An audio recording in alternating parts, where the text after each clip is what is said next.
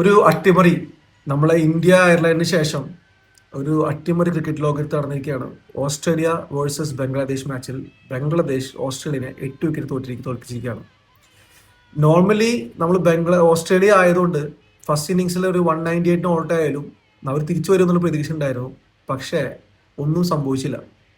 അത്ഭുതങ്ങളും സംഭവിക്കാത്ത കൂടിയിട്ട് ബംഗ്ലാദേശ് ഈസി ആയിട്ട് ഈ കളി ജയിച്ചിരിക്കുകയാണ്.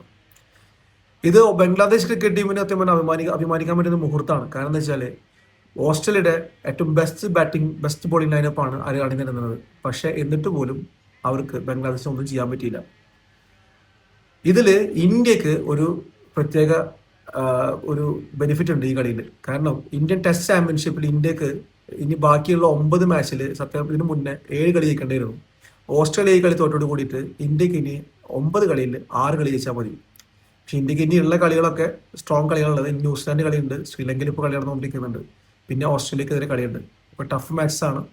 പക്ഷെ ഒരു നല്ല ഓപ്പർച്യൂണിറ്റി വന്നിട്ടുണ്ട് ഇന്ത്യക്ക്. Let's see how India will be going to utilise this opportunity forward.